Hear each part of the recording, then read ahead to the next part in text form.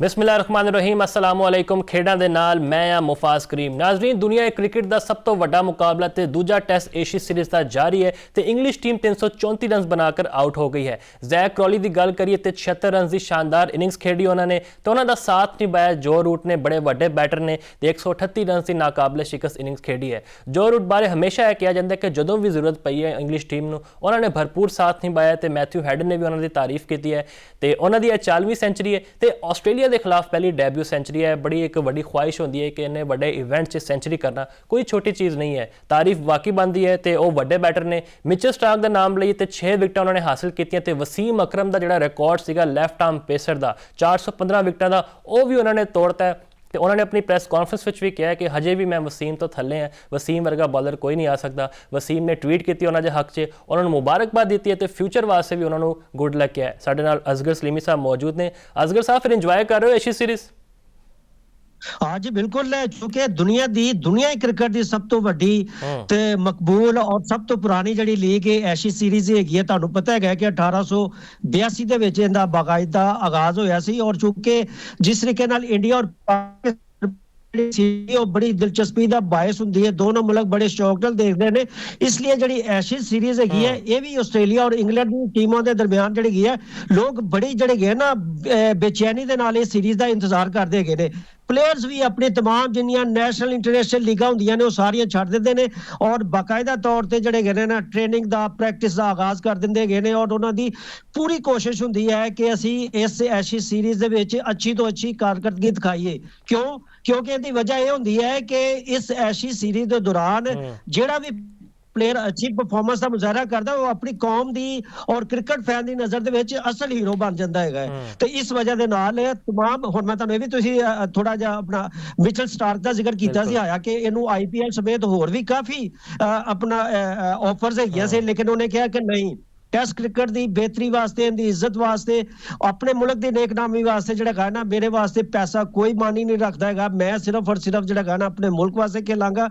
और उन्हें स्टार्क ने जो कुछ कर दिता है मैं वही फिर तुहानूं एक दफा कहांगा कि बंदियां दी अगर नीयतां ठीक होण ते जिहड़े अल्लाह ताला भी नताइज जिहड़े है ना बेहतरीन दिंदा है, कामयाबियां दिंदा है।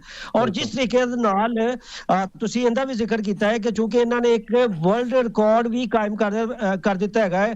वसीम अकरम दा रिकॉर्ड 414 जिहड़ी विकटां दा वो भी रिकॉर्ड तोड़ दिता, बल्कि 4 विकटां उत्ते ज्यादा कर लईआं ने। और इन्हां दी आजी देखो, मिचेल स्टार्क दी आजी देखो, इन्हां ने कहा है कि नहीं हाली भी जिहड़े गए ने ना खब्बे हत्थ जिहड़े फास्ट बॉलर है ने वो दुनिया के नंबर 1 वो वसीम अकरम ही है ने। वसीम अकरम ने जो उन्होंने मुबारकबाद दी थी, लेकिन इन्होंने फिर उन्होंने शुक्रिया भी अदा किया, नाल कहा कि नहीं जिहड़े वड्डे वड्डे उस वक्त जिहड़ी है ना क्रिकेट हुंदी सी, उस वक्त जिहड़े है ना जिहड़े वड्डे वड्डे बैट्समैन नूं आउट जिहड़ा कीता सी वो वसीम अकरम ने। वसीम अकरम लैजेंड हैगा सी और मैं उनकी दिलों इज्जत करदा हैगा वा।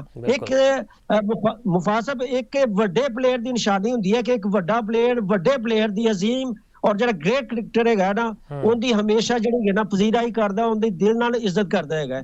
तो मैं समझदा वां कि यह जिहड़ा मेला एशिया सीरीज़ दे विच दोनों टीमां दे विच अगर किसी ने लुटिया है वो दो जिहड़े ने प्लेयर, एक आस्ट्रेलिया दा है, अच्छा वो अपना मिचेल स्टार्क है गए, और अगर दूसरी गलबात की जाए इंग्लैंड की तरफों वो जो रूट है जिस तरह तुसीं जिक्र भी किया है 40वीं सेंचुरी और आस्ट्रेलिया दे विच पहली सेंचुरी। और मैं तुहानूं एक और चीज़ है ना, चूंकि मैथ्यू हेड ने एक बाकायदा बहुत बड़ा बयान दे दिता सी जो रूट थे कि अगर वो सेंचुरी ना कर सके तो मैं कपड़े के बगैर जिहड़ा है ना दुनिया का जिहड़ा सब तो वड्डा ते मशहूर मेलबर्न क्रिकेट ग्राउंड उत्ते जिहड़ा है ना तुसीं एक देखो ना कि उन्हां नूं कितना इतमाद हैगा सी अपना जो रूट थे कि वो सेंचुरी इस दफा करेगा और उन्हें वो करके दिखाई हैगी है। और उनकी चूंकि 40वीं सेंचुरी हैगी और इस तो पहले उन्होंने 13,551 स्कोर किया है।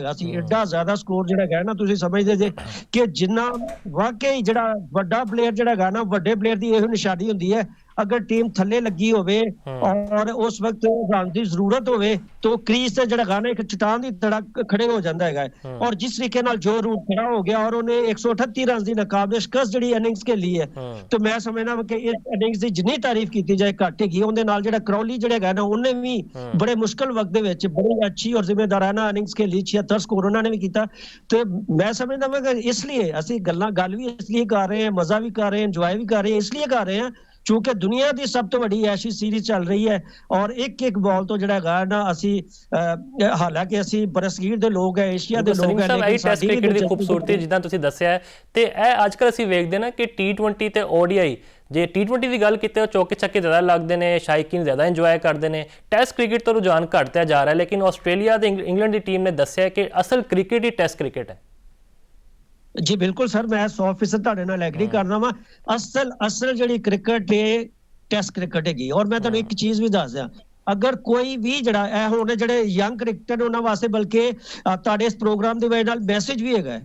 ਮੈਸੇਜ ਇਹ ਹੈਗਾ ਹੈ ਕਿ ਅਗਰ ਤੁਸੀਂ ਜਿਹੜਾ ਗਾਣਾ ਬਹੁਤ ਅੱਛਾ ਕ੍ਰਿਕਟਰ ਬਣਨਾ ਚਾਹੁੰਦੇ ਜੇ, ਤੁਹਾਨੂੰ ਸਭ ਤੋਂ ਪਹਿਲੇ ਟੈਸਟ ਕ੍ਰਿਕਟ ਦੀ ਤਰਫ ਆਉਣਾ ਪਏਗਾ। ਅਗਰ ਤੁਸੀਂ ਇੱਕ ਬਹੁਤ ਅੱਛੇ ਟੈਸਟ ਕ੍ਰਿਕਟਰ ਹੈਗੇ ਜੇ, ਤੁਸੀਂ ਵਨਡੇ ਦੇ ਵੀ ਬਹੁਤ ਅੱਛੇ ਪਲੇਅਰ ਬਣ ਸਕਦੇ ਜੇ, T20 ਦੇ ਵਿੱਚ ਵੀ ਬਣ ਜਾਂਦੇ ਹੈਗੇ ਨੇ। ਕਿਉਂ? ਕਿਉਂਕਿ ਕ੍ਰਿਕਟ ਇੱਕ ਸਟੈਮਿਨਾ ਦੀ ਗੇਮ ਹੈਗੀ ਔਰ ਟੈਸਟ ਕ੍ਰਿਕਟ ਤੁਹਾਨੂੰ ਜਿਹੜਾ ਗਾਣਾ ਬਿਲਕੁਲ ਜਿਹੜਾ ਗਾਣਾ ਸਟੈਮਿਨਾ ਦਿੰਦਾ ਹੈ ਔਰ ਤੁਹਾਨੂੰ ਕ੍ਰੀਜ਼ ਤੇ ਖੜਾ ਹੋਣ ਦਾ ਜਿਹੜਾ ਗਾਣਾ ਵੱਲ ਦੱਸਦਾ ਹੈ ਔਰ ਇਹ ਵੀ ਦੱਸਦਾ ਕਿ ਬੋਲਿੰਗ ਕਿਵੇਂ ਕਰਨੀ ਹੈ, ਲਾਈਨ ਐਂਡ ਲੈਂਥ ਕਿਵੇਂ ਰੱਖਣੀ ਹੈ।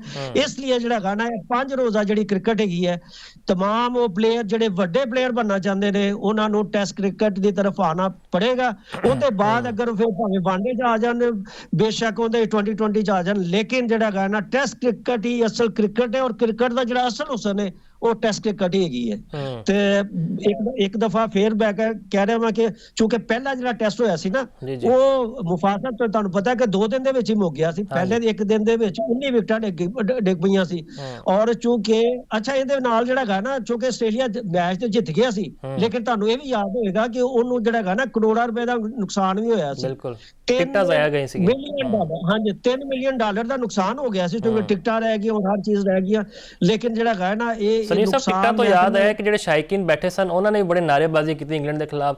ਡੈਫੀਨੇਟਲੀ ਲਾਗਤਬਾਜ਼ੀ ਤਾਂ ਹੁੰਦੀ ਹੈ, ਹਰ ਕਿਸੇ ਦੀ ਕੋਸ਼ਿਸ਼ ਹੁੰਦੀ ਹੈ ਅਸੀਂ ਇਹਨਾਂ ਨੂੰ ਹਰਾਈਏ, ਨੀਚਾ ਦਿਖਾਈਏ, ਲੇਕਿਨ ਉਹ ਤਲਖੀਆਂ ਨਹੀਂ ਹੈਗੀਆਂ ਜਿਸ ਤਰ੍ਹਾਂ ਇੰਡੀਆ ਪਾਕਿਸਤਾਨ ਦੀ ਹੱਥ ਨਹੀਂ ਮਿਲਾਉਂਦੇ, ਡਰੈਸਿੰਗ ਰੂਮ ਦੇ ਬੂਹੇ ਬੰਦ ਕਰ ਲੈਂਦੇ ਨੇ। ਇਹ ਕੀ ਵਜ੍ਹਾ ਹੈ, ਕਿਉਂ ਜ਼ਿਆਦਾ ਤਲਖੀਆਂ ਵੱਧ ਗਈਆਂ ਇੰਡੀਆ ਪਾਕਿਸਤਾਨ ਦੀਆਂ? ਸਰ ਬੇਸਿਕਲੀ ਕ੍ਰਿਕਟ ਜਿਹੜੀ ਹੈਗੀ ਨਾ ਜੈਂਟਲਮੈਨ ਗੇਮ ਹੈਗੀ, ਸ਼ੁਰਫਾ ਦਾ ਖੇਲ ਹੈਗਾ। ਇਹਦੇ ਵਿੱਚ ਬਿਲਕੁਲ ਪਿਆਰ ਮੁਹੱਬਤ ਦੇ ਨਾਲ ਔਰ ਅਗਰ ਮੁਖਾਲਫ ਟੀਮ ਵੀ ਚੌਕਾ ਮਾਰਦੀ ਹੈ, ਛੱਕਾ ਮਾਰਦੀ ਹੈ ਜਾਂ ਵਿਕਟ ਲੈਂਦੀ ਹੈ, ਜਿਹੜਾ ਹੈਗਾ ਨਾ ਅੱਛੇ ਜਿਹੜੇ ਤਮਾਸ਼ਾਈ ਹੁੰਦੇ ਨੇ ਉਹਨਾਂ ਨੂੰ ਬਾਕਾਇਦਾ ਤੌਰ ਤੇ ਜਿਹੜਾ ਹੈਗਾ ਨਾ ਐਪਰੀਸ਼ੀਏਟ ਕਰਨਾ ਚਾਹੀਦਾ ਅੱਛੇ ਖੇਲ ਦਾ। ਮੈਨੂੰ ਅੱਛੀ ਤਰ੍ਹਾਂ ਯਾਦ ਹੈਗਾ ਕਿ ਜਦੋਂ ਇੰਡੀਆ ਦੀ ਟੀਮ 2004-05 ਦੇ ਵਿੱਚ ਬੜੇ 87-88 ਦੇ ਬਾਅਦ ਜਦੋਂ ਇੱਥੇ ਆਈ ਸੀ, ਪਾਕਿਸਤਾਨ ਆਈ ਸੀ ਲਾਹੌਰ ਦੇ ਵਿੱਚ, ਅਸੀਂ ਭਰਪੂਰ ਜਿਹੜੀ ਕਵਰੇਜ ਵੀ ਕੀਤੀ। ਇੰਡੀਆ ਦੇ ਵੀ ਬੜੇ ਤਮਾਸ਼ਾਈ ਆਏ ਸੀ, ਉਹਨਾਂ ਦੇ ਵੱਡੇ ਐਕਟਰ ਵੀ ਆਏ ਸੀ, ਹੋਰ ਵੀ ਸ਼ਖਸੀਅਤ ਆਈਆਂ ਸੀ। ਬੜੀ ਵੱਡੀ ਉਹ ਸੀਰੀਜ਼ ਹੈਗੀ ਸੀ।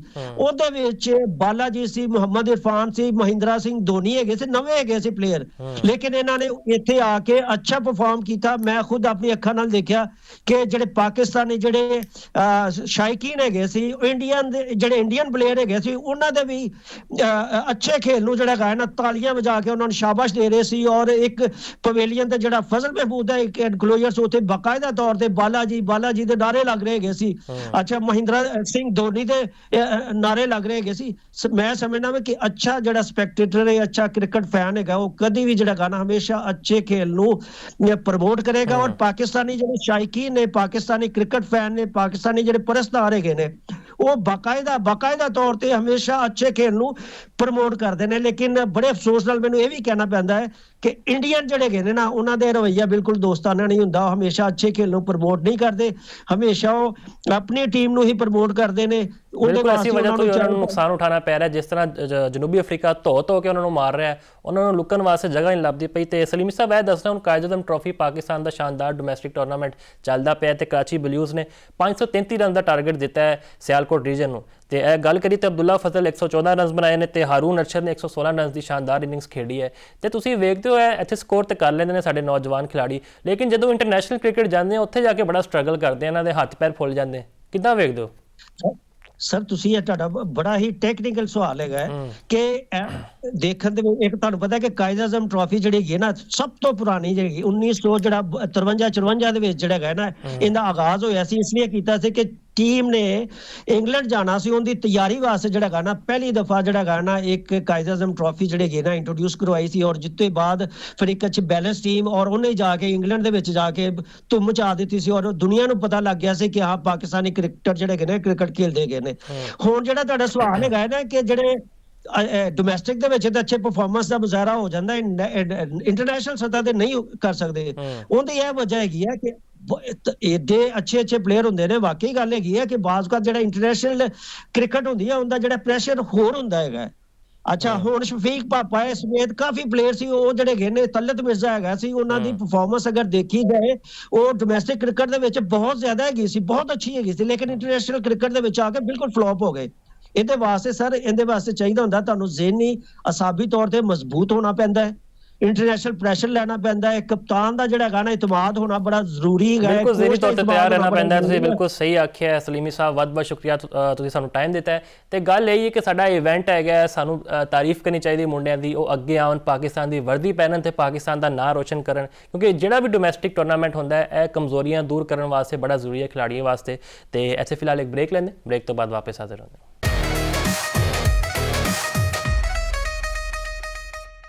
ਤੋਂ ਬਾਅਦ ਖੁਸ਼ ਆਮਦੀਦ। ਏਸ਼ੀਆ ਸੀਰੀਜ਼ ਦੀ ਗੱਲ ਕਰਦੇ ਪਏ ਸੀ, ਜਿਸ ਤਰ੍ਹਾਂ ਇੰਗਲਿਸ਼ ਟੀਮ ਨੇ ਕਮਬੈਕ ਕੀਤਾ ਸ਼ਾਨਦਾਰ ਅੰਦਾਜ਼ ਨਾਲ। ਜੋ ਰੂਟ ਦੀ ਵੀ ਤਾਰੀਫ ਕੀਤੀ, ਫਿਰ ਮਿਚਲ ਸਟਾਰਕ ਦੀ ਅਸੀਂ ਗੱਲ ਕੀਤੀ ਤੇ ਸਾਡੇ ਨਾਲ ਯਾਸਿਰ ਮੌਜੂਦ ਨੇ। ਯਾਸਿਰ ਸਾਹਿਬ, ਵੱਧ ਜੀ ਆਇਆਂ ਨੂੰ। ਇਹ ਤੁਹਾਨੂੰ ਲੱਗਦਾ ਹੈ ਕਿ ਇੰਗਲਿਸ਼ ਟੀਮ ਪਹਿਲੇ ਟੈਸਟ 'ਚ ਜਿਹੜੀ ਬਦਤਰੀਨ ਹਾਰ ਸੀਗੀ ਉਹਦਾ ਬਦਲਾ ਲੈ ਸਕੇਗੀ? ਸ਼ੁਕਰੀਆ ਮੁਫਾਜ਼ ਸਾਹਿਬ। ਜਿਹੜਾ ਵਿਕਟ ਸੀ ਨਾ ਬੈਨ ਸਟੋਕਸ ਦਾ, ਮਤਲਬ ਜਿਹੜਾ ਕੱਲ ਰਨ ਆਊਟ ਹੋਇਆ ਹੈ, ਉਹ ਮੈਨੂੰ ਲੱਗਦਾ ਹੈ ਕਿ ਮੈਚ ਦਾ ਟਰਨਿੰਗ ਪੁਆਇੰਟ ਸੀ। ਪਿਚ ਕਾਫੀ ਜ਼ਿਆਦਾ ਅੱਛਾ ਬਣਾਇਆ ਗਿਆ। ਅਗਰ ਤੁਸੀਂ ਪਹਿਲਾ ਮੈਚ ਦੇਖੋ ਨਾ, ਪਰ ਦਾ 2 ਦਿਨਾਂ ਦੇ ਵਿੱਚ ਖਤਮ ਹੋਇਆ, ਉਹਦੇ ਵਿੱਚ ਕਾਫੀ ਜ਼ਿਆਦਾ ਨੁਕਸਾਨ ਹੋਇਆ ਆਸਟ੍ਰੇਲੀਅਨ ਕ੍ਰਿਕਟ ਦਾ ਵੀ। ਮਿਲੀਅਨਸ ਆਫ ਡਾਲਰਸ, ਮਤਲਬ 3 ਦਿਨ ਮੈਚ ਹੀ ਨਾ ਹੋਵੇ, ਟਿਕਟ ਵਾਪਸ ਕਰਨੇ ਪਏ, ਏਅਰ ਟਾਈਮ ਜਿਹੜਾ ਸੀ ਉਹਦਾ ਵੀ ਕਾਫੀ ਜ਼ਿਆਦਾ ਨੁਕਸਾਨ ਹੋਇਆ। ਤੇ ਬ੍ਰਿਸਬੇਨ ਦੇ ਵਿੱਚ ਅਮੂਮਨ ਜ਼ਿਆਦਾ ਬਾਉਂਸ ਤੇ ਪੇਸ ਹੁੰਦਾ ਹੈ। ਦੁਨੀਆ ਦੀ ਦੂਸਰੀ ਤੀਸਰੀ ਬਾਉਂਸੀ ਪਿਚ ਹੈ, ਲੇਕਿਨ ਇਸ ਪਿਚ ਦੇ ਵਿੱਚ ਜਾਨ ਇੰਨੀ ਜ਼ਿਆਦਾ ਹੈ ਨਹੀਂ। ਜੋ ਰੂਟ ਦੀ ਤਾਰੀਫ ਕਰਨੀ ਪਏਗੀ ਕਿ ਪਹਿਲਾ 100 ਨੇ ਜਿਹੜਾ ਲਾ ਦਿੱਤਾ, ਮਾਡਰਨ ਡੇ ਲੈਜੈਂਡ ਨੇ, ਟੈਲੈਂਟ, ਟੈਕਨੀਕ, ਟੈਂਪਰਾਮੈਂਟ ਦਿਖਾਇਆ, ਲੇਕਿਨ ਦੂਸਰਾ ਕੋਈ ਨਾਲ ਬੱਲੇਬਾਜ਼ ਮਿਲਿਆ ਨਹੀਂ ਨਾਲ। ਜੋਫਰਾ ਆਰਚਰ ਨੇ ਜ਼ਰੂਰ ਐਂਡ ਦੇ ਉੱਤੇ ਸਕੋਰ ਕੀਤਾ, ਜਿਹਦੀ ਵਜ੍ਹਾ ਨਾਲ 334 ਲੱਗਿਆ, ਲੇਕਿਨ ਜਿਹੜੀ ਆਸਟ੍ਰੇਲੀਆ ਦੀ ਵਾਰੀ ਚੱਲ ਰਹੀ ਔਰ ਜਿਸ ਤਰ੍ਹਾਂ ਖੇਲ ਰਹੇ ਨੇ ਉਹਨਾਂ ਨੂੰ ਕੋਈ ਪਰੇਸ਼ਾਨੀ ਦਿਖਾਈ ਦੇ ਨਹੀਂ ਰਹੀ। ਓਵਰ 5 ਉਹਨਾਂ ਦਾ ਜਿਹੜਾ ਰਨ ਰੇਟ ਚੱਲ ਰਿਹਾ ਹੈ, ਔਰ ਇਸ ਤਰ੍ਹਾਂ ਹੀ ਅਗਰ ਬੈਟਿੰਗ ਕਰਦੇ ਰਹੇ ਤੇ ਅੱਛੀ ਲੀਡ, ਮਤਲਬ 100 ਰਨਸ ਦੀ ਵੀ ਅਗਰ ਲੀਡ ਲੈ ਜਾਂਦੀ ਆਸਟ੍ਰੇਲੀਆ ਦੀ ਟੀਮ, ਆਸਟ੍ਰੇਲੀਆ ਟੀਮ ਨੂੰ ਆਪਣੇ ਹੋਮ ਐਡਵਾਂਟੇਜ ਦਾ ਫਾਇਦਾ ਹੋ ਰਿਹਾ ਤੁਹਾਡੀ ਨਜ਼ਰ 'ਚ? ਹਾਂਜੀ, ਹੋਮ ਐਡਵਾਂਟੇਜ ਦਾ ਤਾਂ ਫਾਇਦਾ, ਅਗਰ ਵੈਸੇ ਕ੍ਰਿਕਟ ਦੇਖੀ ਜਾਵੇ, ਟੈਸਟ ਕ੍ਰਿਕਟ ਔਰ ਖਾਸ ਕਰ ਐਸ਼ੇਜ਼ ਦੇਖੋ ਤੁਸੀਂ, ਤੇ ਐਸ਼ੇਜ਼ ਦੇ ਵਿੱਚ ਵੀ ਪਿਛਲੇ ਕੋਈ 70-80 ਸਾਲਾਂ ਦੇ ਵਿੱਚ ਸਿਰਫ 3 ਦਫਾ ਇੰਗਲੈਂਡ ਦੀ ਟੀਮ ਐਸ਼ੇਜ਼ ਜਿੱਤ ਸਕੀ ਹੈ ਆ ਕੇ ਆਸਟ੍ਰੇਲੀਆ ਦੇ ਵਿੱਚ। ਆਖਰੀ ਦਫਾ ਜਿੱਤੇ ਸੀ 2011 ਦੇ ਵਿੱਚ ਐਂਡਰਿਊ ਸਟ੍ਰੌਸ ਦੀ ਕਪਤਾਨੀ ਦੇ ਵਿੱਚ। ਉਹਨੂੰ ਵੀ ਜਿਹੜਾ ਨਾ ਕੋਈ 15 ਸਾਲ ਹੋ ਗਏ ਨੇ, ਉਸ ਤੋਂ ਪਿੱਛੇ 1982 ਦੇ ਵਿੱਚ ਜਿੱਤੇ ਸਨ। ਤੇ ਆਸਟ੍ਰੇਲੀਆ ਨੂੰ ਆਸਟ੍ਰੇਲੀਆ ਦੇ ਵਿੱਚ ਹਰਾਣਾ ਇਹ ਬਹੁਤ ਹੀ ਜਿਹੜਾ ਨਾ ਮੁਸ਼ਕਿਲ ਕੰਮ ਹੈ। ਪਿੰਕ ਟੈਸਟ ਮੈਚ 14 ਖੇਡੇ ਨੇ ਆਸਟ੍ਰੇਲੀਆ ਨੇ ਆਸਟ੍ਰੇਲੀਆ ਦੇ ਵਿੱਚ, ਉਹਦੇ ਚੋਂ 13 ਜਿੱਤੇ ਨੇ। ਤੇ ਆਸਟ੍ਰੇਲੀਆ ਇਸ ਵਕਤ ਜਿਸ ਤਰ੍ਹਾਂ ਖੇਡ ਰਿਹਾ ਹੈ, ਤੇ ਮੈਨੂੰ ਇਹੀ ਲੱਗ ਰਿਹਾ ਕਿ ਆਸਟ੍ਰੇਲੀਆ ਇੱਕ ਵਾਰੀ ਫਿਰ ਆਪਣਾ ਜਿਹੜਾ ਨਾਮ ਹੈ ਨਾ ਕਿ ਆਸਟ੍ਰੇਲੀਆ ਨੂੰ ਆਸਟ੍ਰੇਲੀਆ ਦੇ ਵਿੱਚ ਹਰਾਣਾ, ਉਹ ਕਾਫੀ ਜ਼ਿਆਦਾ ਜਿਹੜਾ ਨਾ ਮੁਸ਼ਕਿਲ ਦਿਖਾਈ ਦੇ ਰਿਹਾ। ਬਿਲਕੁਲ। ਜੇ ਬੋਲਿੰਗ ਲਾਈਨ ਦੀ ਗੱਲ ਕਰੀਏ, ਇੰਗਲਿਸ਼ ਟੀਮ ਕੋ ਇੱਕ ਹੁੰਦਾ ਸੀ ਨਾ ਮਾਦੀ 'ਚ ਬੜਾ ਇੱਕ ਸਮਝ ਆਉਂਦੀ ਸੀ ਕਿ ਕਿਆ ਫਸਾ ਦੇਣਗੇ, ਹੁਣ ਉਹ ਬੋਲਿੰਗ 'ਚ ਵੀ ਦਮਖਮ ਨਜ਼ਰ ਨਹੀਂ ਆ ਰਿਹਾ। ਯਾਸਿਰ ਸਾਹਿਬ, ਬੋਲਿੰਗ ਦੇ ਵਿੱਚ ਦੇਖੋ, ਜਿਹੜਾ ਇੰਗਲੈਂਡ ਦੇ ਵਿੱਚ ਕੰਡੀਸ਼ਨਸ ਹੁੰਦੀ ਹੈ ਨਾ ਮੁਫਾਜ਼ ਸਾਹਿਬ, ਉਹ ਸੀਮ ਤੇ ਸਵਿੰਗ ਹੁੰਦੀ ਹੈ। ਤੇ ਆਸਟ੍ਰੇਲੀਆ ਦੇ ਵਿੱਚ ਜਦੋਂ ਤੁਸੀਂ ਆਓ ਨਾ, ਤੇ ਇੱਥੇ ਤੁਹਾਨੂੰ ਨਾ ਪੇਸ ਚਾਹੀਦੀ ਹੈ, ਸਰਫੇਸਿਸ ਹਾਰਡ ਹੁੰਦੇ ਨੇ। ਤੇ ਜਦੋਂ ਸਰਫੇਸਿਸ ਹਾਰਡ ਹੋਣ ਨਾ, ਤੇ ਫਾਸਟ ਬੋਲਰ ਨੂੰ ਲੈਂਡ ਕਰਦੇ ਹੋਏ ਵੀ ਨਾ ਕਾਫੀ ਜ਼ਿਆਦਾ ਪਰੇਸ਼ਾਨੀ ਹੁੰਦੀ। ਇੱਥੇ ਤੇਜ਼ ਬੋਲਰ ਜੋਫਰਾ ਆਰਚਰ ਹੈ, ਇਹਨਾਂ ਕੋਲ ਤੇਜ਼ ਹੈ, ਕਾਰਸ ਲੈ ਕੇ ਆਏ, ਤੇਜ਼ ਨੇ, ਲੇਕਿਨ ਉਹਨਾਂ ਦੇ ਬਾਵਜੂਦ ਜਿਹੜਾ ਨਾ ਜਿਹੜੀ ਉਹ ਲਾਈਨ ਆਫ ਲੈਂਥ ਨੂੰ ਹਿੱਟ ਕਰਨਾ ਹੈ, ਮਤਲਬ ਇੱਥੇ ਜਿਹੜੀ ਆਸਟ੍ਰੇਲੀਆ ਦੀ ਜਿਹੜੀ ਲਾਈਨ ਆਫ ਲੈਂਥ ਹੈ ਨਾ, England the line of length ਤੋਂ ਡਿਫਰੈਂਟ ਹੈ। ਔਰ ਬਾਲ ਜਦੋਂ ਬੱਲੇ ਦੇ ਉੱਤੇ ਅੱਛਾ ਹੁੰਦਾ ਹੈ ਨਾ, ਜਦੋਂ ਥੋੜਾ ਜਿਹਾ ਪੁਰਾਣਾ ਹੋ ਜਾਂਦਾ ਤੇ ਸਕੋਰ ਕਰਨਾ ਵੀ ਕਾਫੀ ਜ਼ਿਆਦਾ ਆਸਾਨ ਹੋ ਜਾਂਦਾ। ਇਹੀ ਵਜੂਹਾਤ ਨੇ ਕਿ ਹਮੇਸ਼ਾ ਇੰਗਲੈਂਡ ਨੂੰ ਆਸਟ੍ਰੇਲੀਆ ਦੇ ਵਿੱਚ ਆ ਕੇ ਜਿਹੜਾ ਨਾ ਪਰੇਸ਼ਾਨੀ ਹੁੰਦੀ, ਕਿਉਂਕਿ ਇਹਨਾਂ ਦੇ ਬੋਲਰ ਜ਼ਿਆਦਾਤਰ ਜਿਹੜਾ ਨਾ ਸਵਿੰਗ ਦੇ ਉੱਤੇ ਰਿਲਾਈ ਕਰਦੇ। ਤੇ ਆਸਟ੍ਰੇਲੀਆ ਦੇ ਵਿੱਚ ਤੁਹਾਨੂੰ ਸਵਿੰਗ ਨਹੀਂ ਮਿਲਦੀ, ਪੇਸ ਜ਼ਰੂਰ ਮਿਲਦੀ ਹੈ, ਬਾਉਂਸ ਜ਼ਰੂਰ ਮਿਲਦਾ ਹੈ। ਜਿਸਦਾ ਸਾਡਾ ਹਾਰਿਸ ਰਊਫ ਹੈ, ਉਹਨੂੰ ਕਾਫੀ ਜ਼ਿਆਦਾ ਐਡਵਾਂਟੇਜ ਰਹਿੰਦਾ ਆਪਣੀ ਪੇਸ ਦਾ। ਉਹ ਹਾਰਿਸ ਰਊਫ को मेरा ख्याल है काफी ज्यादा मशवरे लेने की जरूरत है इंग्लैंड टीम ਨੂੰ, ਤੇ ਕਿਹੜੀ ਜਿਹੜੀ ਲਾਈਨ ਆਫ ਲੈਂਥ ਹੈ, ਉਹ ਕਿਹੜੇ ਏਰੀਆਜ਼ ਹੈ ਜਿਨ੍ਹਾਂ ਨੂੰ ਇੱਥੇ ਹਿੱਟ ਕੀਤਾ ਜਾਵੇ। ਫਿਰ ਆਸਟ੍ਰੇਲੀਆ ਵਿੱਚ ਮਸ਼ਵਰੇ ਲੈਣ ਦੀ ਜ਼ਰੂਰਤ ਹੈ, ਲੇਕਿਨ ਏਸ਼ੀਆਈ ਪਿਚਸ ਤੇ ਹਾਰਿਸ ਰਊਫ ਨੂੰ ਮੈਂ ਸਮਝਦਾ ਬੜੇ ਮਸ਼ਵਰੇ ਲੈਣ ਦੀ ਜ਼ਰੂਰਤ ਹੈ। ਹਾਂਜੀ, ਉਹ ਦੇਖੋ ਗਲਤ ਮਤਲਬ ਕੰਟੀਨੈਂਟ ਦੇ ਵਿੱਚ ਜਿਹੜਾ ਉਹਨੇ ਕ੍ਰਿਕਟ ਆਪਣੀ ਸਟਾਰਟ ਕੀਤੀ, ਕੁਝ ਹੁੰਦੇ ਨੇ ਕੰਡੀਸ਼ਨਸ ਤੇ ਡਿਪੈਂਡੈਂਟ ਜਿਹੜੇ ਨਾ ਪਲੇਅਰ, ਉਹਨਾਂ ਵਿੱਚ ਹਾਰਿਸ ਰਊਫ ਵੀ ਇੱਕ ਹੈ ਕਿ ਉਹਨੂੰ ਵੀ ਇਸ ਤਰ੍ਹਾਂ ਦੀ ਸੂਟੇਬਲ ਕੰਡੀਸ਼ਨ ਮਿਲੇ ਤੇ ਉੱਥੇ ਜਿਹੜਾ ਨਾ ਜਾ ਸਕਦਾ। ਫਿਰ ਆਸਟ੍ਰੇਲੀਆ ਦੇਖੋ ਨਾ, ਐਸ਼ੇਜ਼ ਜਦੋਂ ਆਉਂਦਾ ਹੈ ਨਾ, ਉਹਦੀ ਤਿਆਰੀ ਵੀ ਬੜੇ ਅੱਛੇ ਤਰੀਕੇ ਨਾਲ ਕਰਦਾ ਹੈ, ਤੇ ਉਹਨਾਂ ਦੀ ਇੱਕ ਆਪਣੀ ਇੱਕ ਪ੍ਰਾਈਡ ਹੁੰਦੀ ਕਿ ਇਹਨੂੰ ਐਸ਼ੇਜ਼ ਨੂੰ ਰਿਟੇਨ ਕਰਨਾ ਹੈ। ਤੇ ਜਿਹੜਾ ਲਬੂਸ਼ੇਨ ਸੀ ਦੇਖੋ ਉਹਨੇ ਵੀ ਹੁਣ ਸਕੋਰ ਕਰਨਾ ਸ਼ੁਰੂ ਕਰ ਦਿੱਤਾ ਜਿਹੜਾ ਪਿਛਲੇ ਸਾਲ 1.5 ਸਾਲ ਤੋਂ ਨਹੀਂ ਚੱਲ ਰਿਹਾ ਸੀ। ਉਸਮਾਨ ਖਾਜਾ ਨਹੀਂ ਸੀ, ਓਪਨਿੰਗ ਦਾ ਮਸਲਾ ਸੀ, ਲੇਕਿਨ ਵਿਦਰਲੈਂਡ ਆਇਆ ਉਹਨੇ 72 ਸਕੋਰ ਕਰ ਦਿੱਤਾ। ਇਸੇ ਤਰ੍ਹਾਂ ਮਿਚਲ ਸਟਾਰਕ ਨੂੰ ਦੇਖੋ, ਉਹਦੇ ਨਾਲ ਹੈਜ਼ਲਵੁੱਡ ਨਹੀਂ ਸੀ, ਕਮਿੰਸ ਨਹੀਂ ਸੀ, ਤੇ ਕੱਲੇ ਨੇ ਹੀ ਵਰਕਲੋਡ ਜਿਹੜਾ ਨਾ ਆਪਣੇ ਉੱਤੇ ਲੈ ਲਿਆ ਤੇ ਪਹਿਲੇ ਮੈਚ 'ਚ 10 ਤੇ ਦੂਜੇ ਮੈਚ ਦੀ ਪਹਿਲੀ ਵਾਰੀ ਦੇ ਵਿੱਚ 6 ਖਿਡਾਰੀ ਆਊਟ ਕੀਤੇ ਔਰ ਵਸੀਮ ਅਕਰਮ ਗ੍ਰੇਟ ਵਸੀਮ ਅਕਰਮ ਤੋਂ ਅੱਗੇ ਚਲਾ ਗਿਆ। ਵਸੀਮ ਅਕਰਮ ਦੀ ਤਾਰੀਫ ਵੀ ਕੀਤੀ ਹੈ ਮਿਚਲ ਸਟਾਰਕ ਨੇ ਕਿ ਵਸੀਮ ਅਕਰਮ ਜਿਹੜਾ ਨਾ ਆਲ ਟਾਈਮ ਗ੍ਰੇਟ ਬੋਲਰ ਹੈ ਔਰ ਹੈ ਵੀ ਨੇ, ਕਿਉਂਕਿ तमाम ਕੰਡੀਸ਼ਨਸ ਦੇ ਵਿੱਚ ਮਤਲਬ ਉਹ ਏਸ਼ੀਆ ਦੇ ਵਿੱਚ ਤਕਰੀਬਨ ਉਹਨਾਂ ਨੇ 50 ਤੋਂ ਜ਼ਿਆਦਾ ਆਪਣੇ ਮੈਚਸ ਖੇਡੇ ਨੇ ਵਸੀਮ ਅਕਰਮ ਨੇ। ਔਰ ਜਿਹੜੇ ਮਿਚਲ ਸਟਾਰਕ ਨੇ ਉਹਨਾਂ ਨੇ ਆਪਣੀ ਜ਼ਿਆਦਾਤਰ ਜਿਹੜੀ ਕ੍ਰਿਕਟ ਖੇਲੀ ਆਸਟ੍ਰੇਲੀਆ ਦੇ ਵਿੱਚ ਹੀ ਖੇਲੀ। ਅਗਰ ਮਾਡਰਨ ਡੇ ਲੈਜੈਂਡ ਦੀ ਗੱਲ ਕਰੋ ਲੈਫਟ ਆਰਮ ਫਾਸਟ ਬੋਲਰ ਦੀ, ਤੇ ਉਹਦੇ ਵਿੱਚ ਮਿਚਲ ਸਟਾਰਕ ਦਾ ਨਾਮ ਜਿਹੜਾ ਨਾ ਉੱਪਰ ਰਹੇਗਾ, ਲੇਕਿਨ ਆਲ ਟਾਈਮ ਅਗਰ ਗ੍ਰੇਟਸ ਦੀ ਗੱਲ ਕੀਤੀ ਜਾਵੇ ਤੇ ਵਸੀਮ ਅਕਰਮ ਦਾ ਨਾਮ ਕੱਲ ਵੀ ਉੱਪਰ ਸੀ, ਅੱਜ ਵੀ ਉੱਪਰ ਹੈ, ਔਰ ਮਿਚਲ ਸਟਾਰਕ ਵੀ ਇਹੀ ਕਹਿੰਦਾ ਤੇ ਮੈਂ ਵੀ ਇਹੀ ਕਹਿੰਦਾ ਕਿ ਆਉਣ ਵਾਲੇ ਵਕਤ ਦੇ ਵਿੱਚ ਵੀ ਉੱਪਰ ਹੀ ਰਹੇ। ਯਾਸਿਰ ਸਾਹਿਬ ਗੱਲ ਕਰੀਏ ਤੇ ਆਸਟ੍ਰੇਲੀਆ ਦੇ ਸਟੇਡੀਅਮ ਵਿੱਚ ਨਾਅਰੇਬਾਜ਼ੀ ਵੀ ਹੁੰਦੀ ਹੈ, ਹੂਟਿੰਗ ਹੁੰਦੀ ਹੈ, ਤੁਹਾਨੂੰ ਪਤਾ ਲਾਗਤਬਾਜ਼ੀ ਹਮੇਸ਼ਾ ਰਹਿੰਦੀ ਹੈ, ਤੇ ਇੰਡੀਆ ਪਾਕਿਸਤਾਨ ਦਾ ਜਦ ਬੂਹੇ ਡਰੈਸਿੰਗ ਰੂਮ ਦੇ ਬੰਦ ਕਰ ਲੈਂਦੇ ਸਲਾਮ ਨਹੀਂ ਕਰਦੇ, ਐਨੀ ਤਲਖੀਆਂ ਕਿਉਂ ਹੈਗੀ?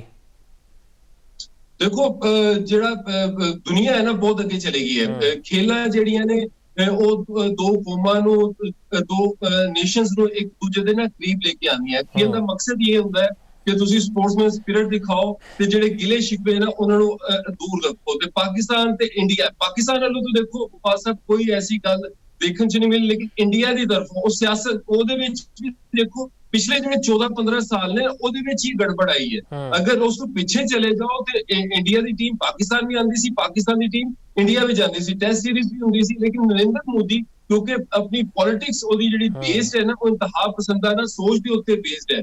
ਉਹ ਆਵਾਮ ਨੂੰ ਬੇਵਕੂਫ ਬਣਾ ਕੇ ਉਹਨਾਂ ਨੂੰ ਜਿਹੜਾ ਨਾ ਨਫ਼ਰਤ ਦੇ ਵਿੱਚ ਉਲਝਾ ਕੇ ਉਹ ਵੋਟ ਹਾਸਲ ਕਰਨ ਵਾਸਤੇ ਜਿਹੜਾ ਨਾ ਇਹ ਸਾਰੀ ਗੇਮ ਜਿਹੜਾ ਨਾ ਰਚਦਾ ਹੈ। ਤੇ ਇਹ ਚੀਜ਼ਾਂ ਨਹੀਂ ਹੋਣੀ ਚਾਹੀਦੀਆਂ। ਖੇਲ ਜਿਹੜੀ ਨਾ ਉਹਨੂੰ ਸਿਆਸਤ ਤੋਂ ਪਾਕ ਹੋਣਾ ਚਾਹੀਦਾ ਹੈ। ਤੇ ਦੋਨੋਂ ਜਿਹੜੀ ਨੇਸ਼ਨਸ ਹੈ ਮਤਲਬ ਮੈਨ ਟੂ ਮੈਨ ਕੰਟੈਕਟ ਦੀ ਗੱਲ ਕਰੋ, ਅਗਰ ਤੁਸੀਂ ਦੁਬਈ ਚਲੇ ਜਾਓ ਜਾਂ ਅਮਰੀਕਾ ਚਲੇ ਜਾਓ ਜਾਂ ਯੂਰਪ ਚਲੇ ਜਾਓ ਤੇ ਅਸੀਂ ਜਿਹੜੇ ਇੰਡੀਅਨ ਤੇ ਪਾਕਿਸਤਾਨੀ ਰੂਟ ਵੀ ਸ਼ੇਅਰ ਕਰਦੇ ਨੇ, ਆਪਸ ਵਿੱਚ ਬਿਜ਼ਨੈਸਿਸ ਵੀ ਕਰਦੇ ਨੇ, ਜੌਬ ਦੇ ਉੱਤੇ ਜਾਓਗੇ ਤੇ ਕੋਲੀਗਸ ਵੀ ਨੇ ਆਪਸ ਦੇ ਵਿੱਚ।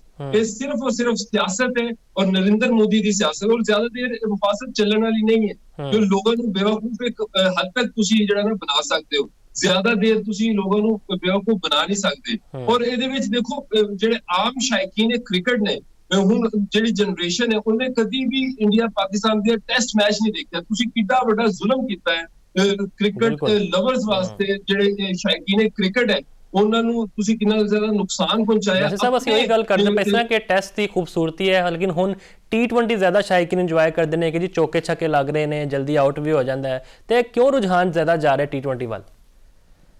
ਦੇਖੋ ਹਮੇਸ਼ਾ ਹੀ ਮੁਫਾਸਾ ਜਿਹੜਾ ਕ੍ਰਿਕਟ ਹੈ ਨਾ, ਮਤਲਬ ਤੁਸੀਂ 90s ਦੇ ਵਿੱਚ ਵੀ ਚਲੇ ਜਾਓ ਨਾ, ਰਮੀਜ਼ ਰਾਜਾ ਜਦੋਂ ਬੈਟਿੰਗ ਕਰਦਾ ਹੁੰਦਾ ਸੀ ਜਾਂ ਸ਼ੁਏਬ ਮੁਹੰਮਦ ਬੈਟਿੰਗ ਕਰਦਾ ਸੀ ਤੇ ਤੁਹਾਨੂੰ ਵੀ ਚੰਗਾ ਨਹੀਂ ਲੱਗਦਾ ਹੋਵੇਗਾ ਯਾਰ ਬਾਲ ਰੋਕੀ ਜਾ ਰਿਹਾ, ਬਾਲ ਛੱਡੀ ਜਾ ਰਿਹਾ। ਤੇ ਜਿਹੜੀ ਸ਼ਾਟਸ ਹੈ ਨਾ ਹਮੇਸ਼ਾ ਸ਼ਾਇਕੀਨ ਕ੍ਰਿਕਟ ਨੂੰ ਨਾ ਲੁਭਾਉਂਦੀ ਹੈ। ਤੁਸੀਂ ਇੰਡੀਆ ਦੇ ਵਿੱਚ ਜਿਹੜੇ ODIs ਦੇਖ ਰਹੇ ਹੋ 350 360 ਬਣਦਾ ਹੈ, ਫਿਰ ਉਹ ਚੇਜ਼ ਵੀ ਹੋ ਜਾਂਦਾ ਹੈ। ਮਤਲਬ ਅੱਛੀ ਪਾਟਾ ਪਿੱਚਾਂ ਜਿਹੜੀਆਂ ਨਾ ਬਣਾਈਆਂ ਜਾਂਦੀਆਂ, ਉਹ ਕਮਰਸ਼ੀਅਲ ਐਸਪੈਕਟ ਹੈ। ਮਤਲਬ ਕਿ ਇਹ ਲੋਕਾਂ ਨੂੰ ਦਿਖਾਉਣ ਵਾਸਤੇ, ਕਮਰਸ਼ੀਅਲਿਜ਼ਮ ਵਾਸਤੇ ਇਹ ਫਲੈਟ ਟਰੈਕਸ ਬਣਾਏ ਜਾਂਦੇ ਨੇ। ਮਤਲਬ ਦਾਇਰਾ ਜਿਹੜਾ ਹੈ ਨਾ ਉਹ 3-3 ਦਾਇਰੇ ਲਾਏ ਜਾਂਦੇ ਨੇ, 2 ਬੋਲਾਂ ਲਾਈਆਂ ਜਾਂਦੀਆਂ ਨੇ ਤਾਂ ਕਿ ਹਾਈ ਸਕੋਰਿੰਗ ਮੈਚਸ ਹੋਣ, ਚੌਕੇ ਲੱਗਣ, ਛੱਕੇ ਲੱਗਣ, ਤਾਂ ਕਿ ਕਰਾਊਡ ਜਿਹੜਾ ਨਾ ਅਟਰੈਕਟ ਹੋਵੇ। ਉਹ ਫਿਰ ਬ੍ਰੌਡਕਾਸਟਰ ਵੀ ਜਿਹੜਾ ਹੈ ਨਾ, ਮਤਲਬ ਜਿਹੜੇ ਲੋਕ ਐਡਵਰਟਾਈਜ਼ਮੈਂਟ ਦਿੰਦੇ ਨੇ ਉਹ ਵੀ ਇਹੀ ਸਮਝਦੇ ਨੇ ਕਿ ਜਿਹੜਾ ਬੋਲਰ ਹੈ ਨਾ ਉਹਨੇ ਸਿਰਫ ਜਿਹੜਾ ਨਾ ਖਿਦਮਤ ਕਰਨੀ ਹੈ ਬੈਟਸਮੈਨ ਦੀ, ਔਰ ਬੈਟਸਮੈਨ ਨੇ ਜਿਹੜਾ ਨਾ ਚੌਕੇ ਛੱਕੇ ਲਾਣੇ ਨੇ।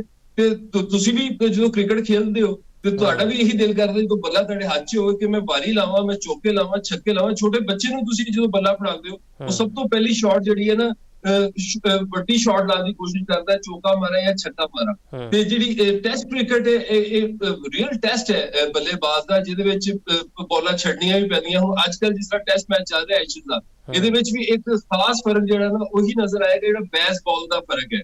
ਮਤਲਬ ਜਦੋਂ ਦਾ ਮੈਕੂਲਮ ਇੰਗਲੈਂਡ ਟੀਮ ਦਾ ਕੋਚ ਬਣਿਆ ਉਹਨੇ ਜਿਹੜੀ ਅਪਰੋਚ ਲੈ ਕੇ ਆਇਆ ਕਿ ਚੌਕੇ ਮਾਰੋ, ਛੱਕੇ ਮਾਰੋ। ਲੇਕਿਨ ਫਿਰ ਤੁਸੀਂ ਦੇਖੋ ਕਿ ਗੱਲ ਆਈ ਜੋ ਰੂਟ ਦੇ ਉੱਤੇ ਜਿਹੜਾ ਕਿ ਕਨਵੈਨਸ਼ਨਲ ਬੱਲੇਬਾਜ਼ ਹੈ, ਜਿਹੜਾ ਟੈਕਨੀਕਲੀ ਸੋਲਿਡ ਹੈ, ਜਿਹੜਾ 200 ਗੇਂਦਾਂ ਖੇਡ ਕੇ 200 ਸਕੋਰ ਕਰਦਾ ਹੈ, ਤੇ ਜਿਹੜੇ ਵੱਡੀਆਂ ਵੱਡੀਆਂ ਡਰਾਈਵਾਂ ਮਾਰਦੇ ਨੇ, ਆਫ ਸਟੰਪ ਤੋਂ ਬਾਹਰ ਜਾਂਦੀਆਂ ਹੋਈਆਂ ਬਾਲਾਂ ਨੂੰ ਛੇੜਦੇ ਨੇ, ਉਹ ਫਲॉप ਹੁੰਦੇ ਨੇ। 2 ਹੀ ਬੱਲੇਬਾਜ਼ ਐਸੇ ਸੀ, ਬੈਨ ਸਟੋਕਸ ਜਾਂ ਜੋ ਰੂਟ ਜਿਹੜੇ ਲੰਬਾ ਸਕੋਰ ਕਰਦੇ 400 450 ਸਕੋਰ ਕਰਦੇ ਤੇ ਫਿਰ ਜਿਹੜਾ ਨਾ ਇਹ ਮੈਚ ਦੇ ਵਿੱਚ ਬਿਲਕੁਲ ਬੜਾ ਦਿਲਚਸਪ ਮੈਚ ਹੋਣ ਜਾ ਰਿਹਾ ਹੈ ਏਸ਼ੀਜ਼ ਦਾ ਤੇ ਅਸੀਂ ਵੀ ਜਿਹੜਾ ਵੱਧ ਚੜ ਕੇ ਵੇਖਦੇ ਪਏ ਇੱਕ ਇੱਕ ਬਾਲ ਨੂੰ ਅਸੀਂ ਇੰਜੋਏ ਕਰ ਰਹੇ ਹਾਂ ਤੇ ਆਖਰੀ ਸਵਾਲ ਲੈ ਰਹੇ ਨਾ ਯਾਸਿਰ ਸਾਹਿਬ ਇਹ ਹੁਣ ਕੱਲ ਮੈਚ ਹੈ ਬੜਾ ਸਨਸਨੀਖੇਜ਼ ਮੈਚ ਹੋਏਗਾ ਮੇਰੀ ਨਜ਼ਰ 'ਚ ਇੰਡੀਆ ਤੇ ਜਨੂਬੀ ਅਫਰੀਕਾ ਦਾ ਤੁਹਾਨੂੰ ਕੀ ਲੱਗਦਾ ਹੈ ਕਿ ਜਨੂਬੀ ਅਫਰੀਕਾ ਸੀਰੀਜ਼ ਜਿੱਤ ਪਾਏਗੀ ਦੇਖੋ ਜਦੋਂ ਸਾਊਥ ਅਫਰੀਕਾ ਆਇਆ ਤੇ ਉਹਨੂੰ ਜਿਹੜਾ ਕਲਕੱਤਾ ਦੇ ਵਿੱਚ ਖੱਡਾ ਬਣਾ ਕੇ ਦਿੱਤਾ ਗਿਆ ਉਸ ਖੱਡੇ ਦੇ ਵਿੱਚ ਉਹਨਾਂ ਨੇ ਜਿਹੜਾ ਨਾ ਇੰਡੀਅਨ ਟੀਮ ਨੂੰ ਦਬਾ ਕੇ ਉੱਤੇ ਮਿੱਟੀ ਪਾ ਦਿੱਤੀ ਉਸ ਤੋਂ ਬਾਅਦ ਇੱਕ ਅੱਛੀ ਪਿਚ ਬਣਾ ਕੇ ਦਿੱਤੀ ਗਈ ਉਹ ਬੈਟਿੰਗ ਪਿਚ ਦੇ ਉੱਤੇ ਵੀ ਜਿੱਤ ਗਏ ਨੇ ਉਸ ਤੋਂ ਬਾਅਦ ਵਨਡੇ ਕ੍ਰਿਕਟ ਦੇ ਵਿੱਚ ਦੋਨੋਂ ਫਲੈਟ ਟਰੈਕ ਸੀ ਉਹਦੇ ਵਿੱਚ ਵੀ ਉਹਨਾਂ ਨੇ ਜਿਹੜਾ ਨਾ ਸਕੋਰ ਚੇਸ ਕਰਕੇ ਵੀ ਦਿਖਾਇਆ 350 ਨੂੰ 332 ਲਾ ਕੇ ਵੀ ਦਿਖਾਇਆ ਹੁਣ ਜਿਹੜਾ ਚੇਨਈ ਦੇ ਵਿੱਚ ਕੱਲ ਮੁਕਾਬਲਾ ਹੋਣ ਵਾਲਾ ਹੈ ਉਹਦੇ ਵਿੱਚ ਦੋ ਪਿੱਚਾਂ ਹੁੰਦੀਆਂ ਨੇ ਮੁਫਾਸਾ ਚੇਨਈ ਦੇ ਵਿੱਚ ਇੱਕ ਐਸੀ ਪਿੱਚ ਹੈ ਜਿਹਦੇ ਉੱਤੇ 350 350 ਲੱਗ ਜੇ ਉਹ ਚੇਜ਼ ਵੀ ਹੋ ਜਾਂਦਾ ਹੈ ਤੇ ਦੂਸਰੀ ਪਿੱਚ ਐਸੀ ਹੈ ਜਿਹੜੀ ਕਿ ਸਪਿਨਰਸ ਨੂੰ ਮਦਦ ਦਿੰਦੀ ਹੈ 300 250 ਵੀ ਲੱਗ ਜਾਵੇ ਨਾ ਤੇ ਉਹ ਵੀ ਸਕੋਰ ਡਿਫੈਂਡ ਹੋ ਜਾਂਦਾ ਹੈ ਲੇਕਿਨ ਇੰਡੀਅਨ ਜਿਹੜੇ ਬੱਲੇਬਾਜ਼ ਨੇ ਉਹ ਸਪਿਨ ਨਹੀਂ ਖੇਲ ਪਾ ਰਹੇ ਨੇ ਮਤਲਬ ਮੁਸ਼ਕਲ ਪਿੱਚ ਦੇ ਉੱਤੇ ਉਹ ਨਹੀਂ ਚੱਲ ਪਾਉਂਦੇ ਨੇ ਤੇ ਉਹਨਾਂ ਦੀ ਜਿਹੜੀ ਬੋਲਿੰਗ ਹੈ ਨਾ ਉਹ ਪਿੱਟ ਜਾਂਦੀ ਹੈ ਅੱਛੀ ਬੈਟਿੰਗ ਪਿੱਚ ਦੇ ਉੱਤੇ 350 ਵੀ ਡਿਫੈਂਡ ਨਹੀਂ ਕਰ ਸਕਦਾ ਤੇ ਮੇਰੇ ਨਜ਼ਦੀਕ ਸਾਊਥ ਅਫਰੀਕਾ ਦੀ ਜਿਹੜੀ ਫਾਰਮ ਲੱਗੀ ਹੋਈ ਹੈ ਜਿਸ ਤਰ੍ਹਾਂ ਦੀ ਉਹ ਟੀਮ ਹੈ ਉਹ ਦੋਨੋਂ ਕੰਡੀਸ਼ਨਸ ਦੇ ਵਿੱਚ ਅੱਛਾ ਖੇਲ ਸਕਦੇ ਨੇ ਕੁਲਦੀਪ ਯਾਦਵ ਨੇ ਸਾਨੂੰ ਹਮੇਸ਼ਾ ਹਸਾਇਆ 4-4 5-5 ਵਿਕਟਾਂ ਲੈਂਦੇ ਰਹੇ ਨੇ ਲੇਕਿਨ ਉਹ ਵੀ ਹੈ ਜਿਹੜੀ ਪਾਟਾ ਪਿੱਚ ਹੈ ਨਾ ਫਲੈਟ ਟਰੈਕ ਉਹਦੇ ਤੇ ਫਲॉप ਹੋ ਗਏ ਨੇ ਕੀ ਵਜ੍ਹਾ ਹੈ ਦੇਖੋ ਇੱਕ ਤਾਂ ਸਾਡਾ ਨਾ ਹੁਣ T20 ਮੁਕਾਬਲੇ ਜ਼ਿਆਦਾ ਹੋ ਰਹੇ ਨੇ ਮਤਲਬ ਵਨਡੇ ਕ੍ਰਿਕਟ ਸਾਡੀ ਘੱਟ ਹੋ ਰਹੀ ਹੈ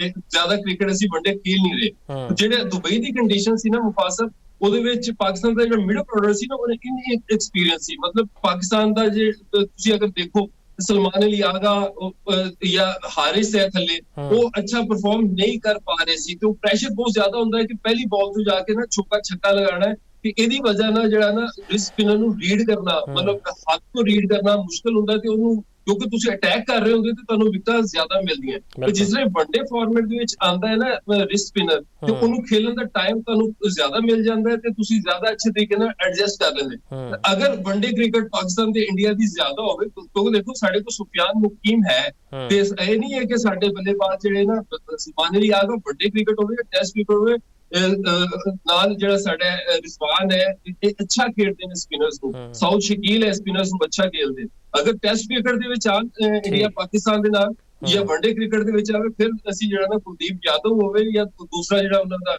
ਵਰੁਣ ਚੱਕਰਵਰਤੀ ਹੈ ਤੇ ਮਜ਼ਾ ਆਏਗਾ ਦੇਖਣ ਦਾ ਵੀ ਤੇ ਇਹਨਾਂ ਨੂੰ ਖੇਡਣ ਦਾ ਬਿਲਕੁਲ ਮਜ਼ਾ ਆਏਗਾ ਹੁਣ ਜਨੂਬੀ ਅਫਰੀਕਾ ਕੋਲ ਮੌਕਾ ਹੈ ਕਿ ਧੋ ਕੇ ਇਹਨਾਂ ਨੂੰ ਹਰਾਵਣ ਕਿਉਂਕਿ ਜੇ ਇੰਡੀਆ ਕੱਲ ਹਾਰ ਗਿਆ ਤੇ ਮੈਨੂੰ ਲੱਗਦਾ ਇਹਨਾਂ ਕ੍ਰਿਕਟ ਹੀ ਛੱਡ ਦੇਣੀ ਹੈ ਜਿਹੜਾ ਇਹਨਾਂ ਦਾ ਹਾਲ ਹੋਇਆ ਤੇ ਬਹੁਤ ਸ਼ੁਕਰੀਆ ਯਾਸਿਰ ਸਾਹਿਬ ਤੁਸੀਂ ਸਾਡੇ ਨਾਲ ਜੁੜੇ ਹੋ ਇਹੀ ਚੀਜ਼ ਹੈ ਕ੍ਰਿਕਟ ਦਾ ਮਜ਼ਾ ਹੀ ਹੈ ਭਾਵੇਂ ਟੈਸਟ ਹੋਵੇ ODI ਹੋਵੇ ਜਾਂ T20 ਲੇਕਿਨ ਟੈਸਟ ਕ੍ਰਿਕਟ ਦਾ ਅੱਜ ਵੀ ਆਪਣਾ ਮਜ਼ਾ ਹੈ ਇੱਕ ਬਾਲ ਵੇਖਣ ਦਾ ਮਜ਼ਾ ਆਉਂਦਾ ਹੈ ਕਿਉਂਕਿ ਟੈਸਟ ਕ੍ਰਿਕਟ ਨੂੰ ਹਮੇਸ਼ਾ ਲੈਜੈਂਡਸ ਦੀ ਗੇਮ ਕਿਹਾ ਜਾਂਦਾ ਹੈ ਤੇ ਇਹ ਸਾਰੇ ਮੌਜ਼ੂਆਤ ਸਨ ਜਿਨ੍ਹਾਂ ਉੱਤੇ ਅਸੀਂ ਚਾਨਣ ਪਾਇਆ ਮੈਨੂੰ ਦਿਓ ਇਜਾਜ਼ਤ ਅੱਲਾ ਹਾਫਿਜ਼ ਨਾਸਿਰ